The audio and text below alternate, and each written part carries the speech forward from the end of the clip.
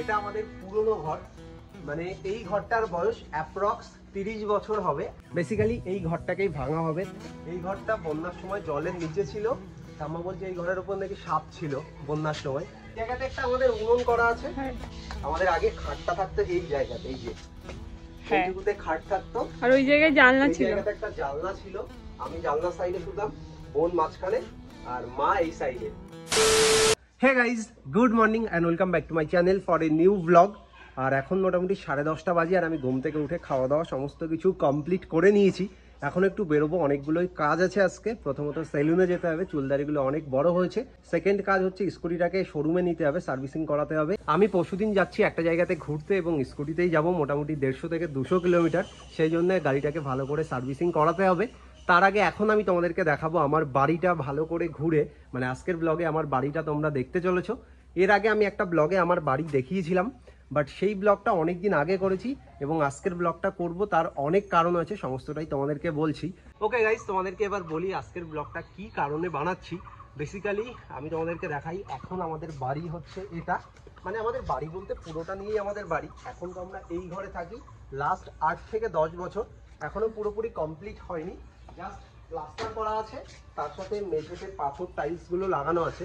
তো আমরা কালার কোনো কিছুই করিনি, তার কারণ আমরা অনেকদিন থেকে ভাবছিলাম পুরো ঘরটাকে একবারে কমপ্লিট করব, তারপর আমরা কালার করে একবারে ঘরে উঠবো, সেই জন্য কোনো কিছু করা হয়নি। তো আর এই যে আমাদের এই ঘরটার সামনেই যে ঘরটা আছে, এটা আমাদের পুরনো ঘর, মানে এই ঘরটার বয়স অ্যাপ্রক্স 30 বছর হবে। আমার থেকেও বড়, আমার বয়স 24 বছর, তো আমার থেকেও বড়। মানে বন্যার সময় এই ঘরটা জলের নিচে ছিল, তাই তো ঠাম্মা? আমার ঠাম্মা জানে পুরোটা। কতদিন আগে সাপ ছিল, এই ঘরটা বন্যার সময় জলের নিচে ছিল। ঠাম্মা বলছে এই ঘরের উপর নাকি সাপ ছিল বন্যার সময়, মানে বন্যারও 4-5 বছর আগে থেকে হয়তো এই ঘরটা ছিল, অ্যাপ্রক্স 30 বছর তো হবেই। তো এই যে হচ্ছে টিনের ঘর, এখনো মোটামুটি সেমই আছে, কিছু কিছু মডিফাই করা হয়েছে মাঝে মাঝে ভেঙে যাওয়ার কারণে। বাট এই ঘরের উপর দেখো লাউ গাছে ভরা, লাউ আর কুমড়ো গাছ। ফালতু মাইগুলো জানো তো, কাজ হয়নি, শুধু আমরা এই ডাটা শাকই খেতে পেরেছি। হ্যাঁ, শুধু আমরা শাক খেতে পেরেছি। আর একটা চাল কুমড়ো হয়েছে ওইখানে, এইদিকে। হ্যাঁ, একটা চাল কুমড়ো হয়েছে তো, ওয়াও। এই যে একটা চাল কুমড়ো হয়েছে এতদিনে। লাস্ট 2 মাস ধরে আমরা অপেক্ষা করছি কবে একটা কুমড়ো হবে, কবে একটা লাউ ধরবে। অ্যাট লাস্ট একটা চাল কুমড়ো হয়েছে। এখানে মা বসে আছে। মা, এই বাড়িটার বয়স কত? আমারই তো 2000 সালে বিয়ে হয়েছে, তার আগে তুমি বিয়ের পরে এসে এই বাড়িটা দেখেছো? তো বুঝতেই পারছো 30 বছর বয়স, তোর থেকে বেশি বয়স। আর তোর বয়সের ডবল, এটা আমার ভাগ্নি। তোর বয়স কত? 10 বছর। আর এই ঘরটার বয়স 30 বছর। আমার থেকে 10 বছরের বড়। আমার থেকে বড়, তোরা তো ছোট বাচ্চা। এই ঘরটাতে আমার ছোটবেলা কেটেছে, আমি অনেক কিছু এই ঘরের মধ্যে, মানে আমার অনেক স্মৃতি লুকিয়ে আছে। বোন একটা কথা বলেছে যে ঝড়ের সময় আমরা খাটের নিচে বসে থাকতাম, তার কারণ আমার বাড়ির আশপাশে দেখো কত গাছ। তো আমরা ভীষণ ভয়ে ভয়ে খাটের নিচে লুকিয়ে থাকতাম। আর এই জায়গা দিয়ে আমাদের বারান্দা ছিল। তো এই জায়গাতে ছোটবেলাতে আমাকে মা আটকে রাখতো, তাই না? চারিদিক থেকে ঘিরে দিয়ে মা কাজবাজ করতো, আর আমাকে খেলনা দিয়ে আটকে রাখতো, আমিও বসে থাকতাম। হ্যাঁ, বাঁশ দিয়ে না, বাঁশের চটা দিয়ে। তো ভালোভাবে ঘিরে রাখতো। এখন তো কিছুই নেই, শুধু এই ঘরের ভিতরটা আছে। এই ঘরটা ফালতু, এখন কিছুই থাকে না এই ঘরে। হ্যাঁ, পুরো বাড়িতেই থাকতাম। আমি হয়তো ক্লাস 9-10-এও বাড়িতেই থাকতাম, তারপর থেকে হয়তো বাড়ির বাইরে যাওয়া শুরু করেছি। এবার তোমাদেরকে বলি আমি এত সময় ধরে এত কথা কেন বললাম।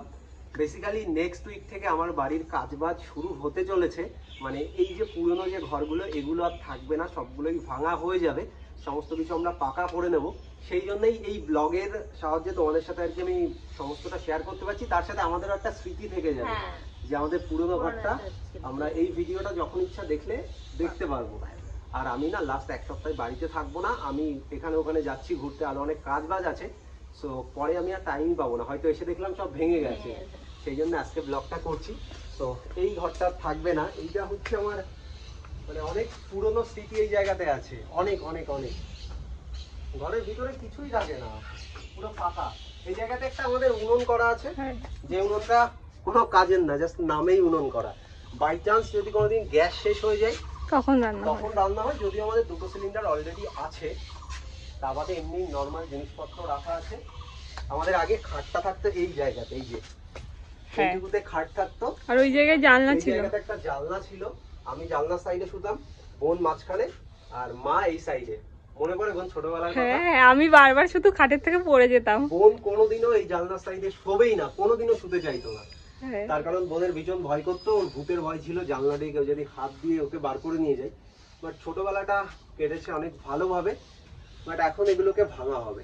বেসিক্যালি এই ঘরটাকেই ভাঙা হবে, তার সাথে এই সাইডে আছে আমাদের বাথরুম, এটাকেও ভেঙে নতুন করে পাকা করা হবে। তার কারণ আমাদের ঘরের সাথে অ্যাটাচ বাথরুম নেই, এখন আমরা অ্যাটাচ বাথরুম করব। তার সাথে এই জায়গাতে আছে আমাদের কল, এই কলটাকেও আমরা তুলবো। আর আমাদের কলে কি আয়রন, যাই হোক এটাকে এখন তুলে ফেলা হবে, তুলে অন্য সাইডে একটা নতুন কল আমরা পুঁততে চলেছি। সো এই হচ্ছে পুরো ব্যাপার। নেক্সট উইক থেকে আশা করি মালপত্র আসা শুরু হয়ে যাবে এবং বাড়ির কাজবাজ হবে। আর এই পুরো জায়গাটা নতুন করে তৈরি হবে, এইসব কোনো কিছু থাকবে না, সেই জন্যই সমস্তটা ব্লগে আজকে ক্যাপচার করে রাখলাম। ঘরের চালের ওপর দেখো কুমড়ো শাকে ভরা, আস্তে আস্তে নষ্টও হয়ে যাচ্ছে। এই যে একটা লাউ হয়েছে, লাউ না চাল কুমড়ো, এটা চাল কুমড়ো, আমি নিজেই চিনি না। এই জায়গাতে প্রথমে কি হবে? এই জায়গাতে বাথরুম হবে, এই দেওয়াল থেকে এই পর্যন্ত পুরোটা বাথরুম হবে। অনেকটা বড় জায়গা, দেখ অনেকটা বড় বাথরুম করব। বাথরুমের মধ্যে কোমোড থাকবে, সমস্ত কিছুই আমরা সুন্দরভাবে গুছিয়ে নেব। আর এই যে জায়গাটা এরপর থেকে হবে হচ্ছে রান্নাঘর, মানে এইটা ভাঙা হবে, ভাঙা হয়ে রান্নাঘর হবে। এবং তারপরের যে জায়গাটা, সেই জায়গাতে আমার স্কুটি রাখার জন্য এবং সাইকেল থাকবে।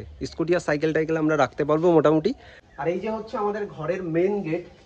তো এই যে গেটটা দেখতে পাচ্ছ, এই গেটটাও ভাঙা হবে, মানে এই ওপরটা পুরো ভাঙা হবে, যেহেতু এই সাইডটা থেকে বাড়ছে, মানে বাথরুম হচ্ছে, রান্নাঘর হচ্ছে, সেই জন্য আমরা এই গেটটা ভাঙবো।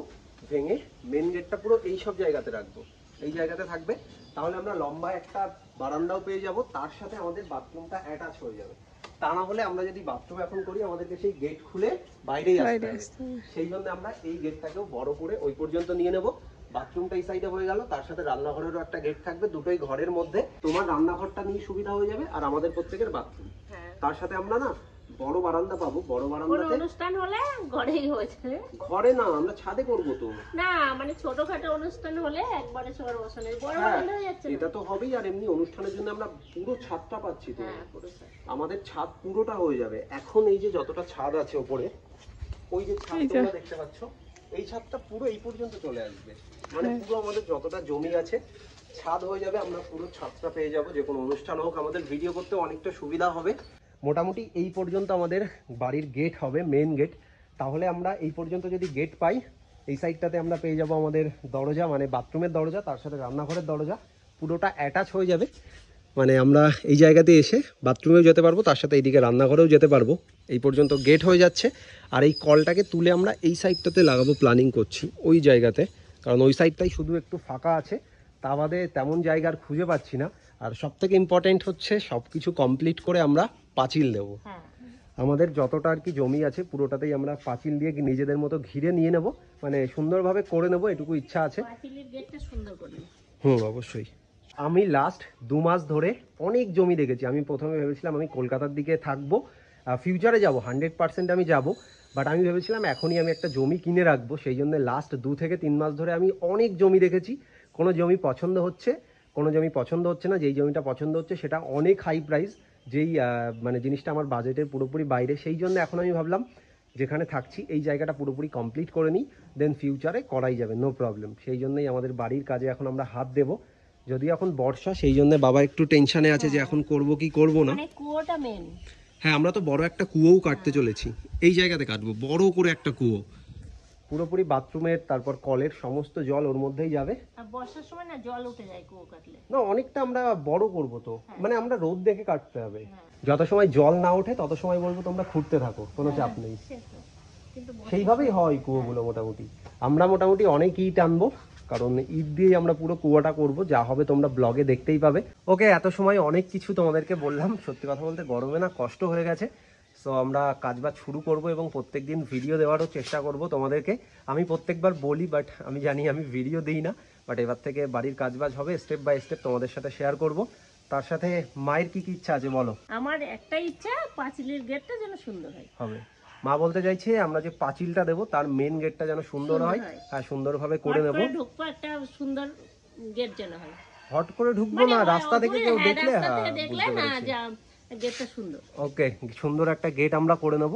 আগে ঘরটা করব, তারপর পুরোটা পাঁচিল দিয়ে আটকাবো, দেন পুট্টি করতে হবে, অনেক কাজ বাজ আছে, সবকিছু করতে হবে, নো চাপ। কমপ্লিট হবে তো পূজার? আমার ইচ্ছা দুর্গাপুজোর আগে কমপ্লিট করার। ওকে গাইস, চলো, অনেকটা টাইম আর কি বাড়ি কাটিয়ে নিয়েছি, এবার বেরোতে হবে এবং সব কাজগুলো একটা একটা করে করতে হবে। সো এই যে হচ্ছে স্কুটিটা বাইরে বার করে নিয়েছি, এটাকেই এখন সার্ভিসিংয়ে নিয়ে যাব। সো চলো একবারে দোকানে গিয়ে তোমাদের সাথে দেখা হবে। ওকে, ফাইনালি চলে এসেছি শোরুমে, এবং তার আগে না চুলদারিও কাটিয়ে নিয়েছি।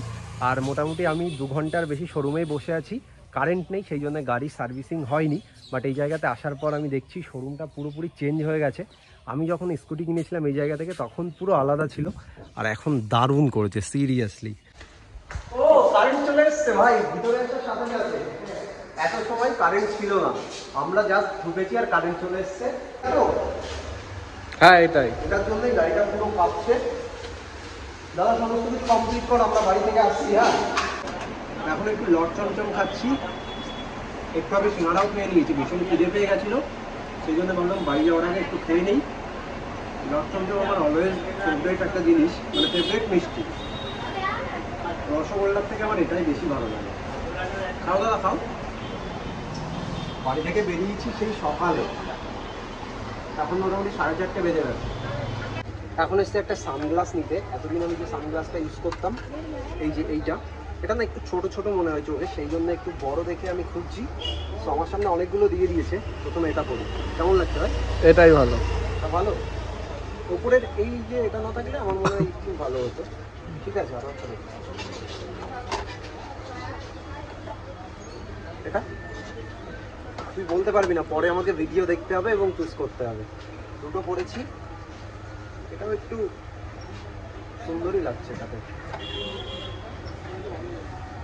আমি চাইছি একটু বড়। হ্যাঁ, তোমরা 4টে বাইরে বার করেছো তো? না লাগবে না, এই জায়গাতে অনেক সানগ্লাস আছে, আমি বুঝতেই পারছি না কোনটা নেবো। আর বার করতে হবে না ভাই, ছেড়ে দাও। এগুলোর মধ্যে একটা নিয়ে নিচ্ছি, আমি এখন ভিডিওটা দেখবো কোনটা ভিডিওতে ভালো লাগছে। ওকে, ফাইনালি এই সানগ্লাসটাই নিয়ে নিলাম। এটাতে মোটামুটি ভালোই লাগছে, আগেরটা থেকে বড়ও মনে হচ্ছে। তোমরা একটু কমেন্টে জানাও। আমার তো ভালোই লাগছে। তার সাথে আমি একটা ঘড়ি নিয়েছি, এই জায়গাতে অনেক ঘড়িও আছে। সো ঘড়িটা এই জায়গাতে একটু ঠিকঠাক করছে। ব্যাটারি লাগিয়ে দিও। এবার যেতে হবে বাড়িতে। আর এইদিকে না ঝড় উঠে গেছে, আকাশে পুরো মেঘ কালো হয়ে গেছে, আমাদেরকে হেঁটে হেঁটে বাড়ি যেতে হবে ভাই, হেঁটে হেঁটে যেতে হবে। চলো তাড়াতাড়ি করো, তাড়াতাড়ি করো। কি করছো তুমি? তো সানগ্লাস নেওয়া হয়ে গেছে, ঘড়িও নেওয়া হয়েছে, স্কুটিটা দোকানে রয়েছে সার্ভিসিংয়ে। সো দেখা যাক কত সময় আমাদের এই কাজটা হয়, দেন আমরা বাড়ির দিকে যাব। এই ঘড়িটাই নিয়েছি, হোয়াইট কালারটা আমার সবসময়ই ভালো লাগে। আর তার সাথে এটা তো আমার পুরনো সানগ্লাস, এই যে হচ্ছে নতুন সানগ্লাস, এটা নিয়ে নিলাম।